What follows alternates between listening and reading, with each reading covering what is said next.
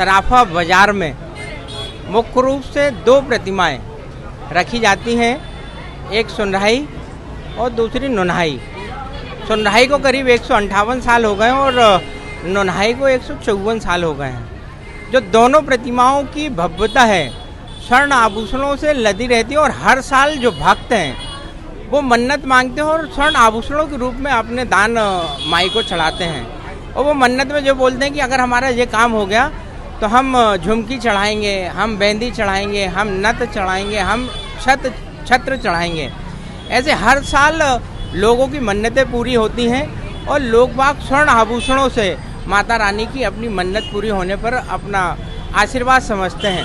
लगातार ऐसे स्वर्ण आभूषण माता रानी के पास इकट्ठे होते हैं और 5-6 सालों में हम उन छोटे छोटे स्वर्णों को इकट्ठा करके और फिर माता रानी के हिसाब से बड़े आभूषण बनवाते हैं। ये प्रक्रिया लगातार सालों से हमारे बुजुर्गों के समय से चली आ रही है और नुनहाई दुर्गोत्सव समिति में पूजन पाठ की जो स्थिति है, इधर पर जो भी इस दरबार पर आता है अपनी मन्नत मांगता है, निश्चित रूप से हम लोग सालों से देख रहे हैं कि उनकी मन्नत पूरी है। और जब हम लोगों को पता चलता है, जब वो स्वर्ण आभूषण लेकर माता रानी को चढ़ाते हैं, तब हमें पता चलता है कि उनने माता रानी से ये मन्नत मांगी थी और ये उनका काम पूरा हुआ है, उसके कारण वो ये स्वर्ण आभूषण दान दे रहे हैं। देवरानी जेठानी का ऐसी कोई स्थिति नहीं है, दोनों बाजार की माता रानी हैं और चूँकि वो सीनियर हैं 4 साल और ये 4 साल बाद रखी गई।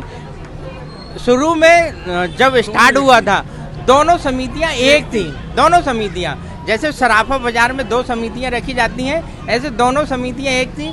लेकिन जैसे जैसे भव्यता बढ़ती गई और वो प्रचार प्रसार होता गया तो दोनों की समिति को अलग अलग करना पड़ा। बाजार के लोगों ने अलग अलग किया कि इतने ज़्यादा भक्त दर्शनार्थी इन दौरान आते थे कि दोनों समितियों को अलग अलग करना पड़ा और व्यवस्था अलग अलग।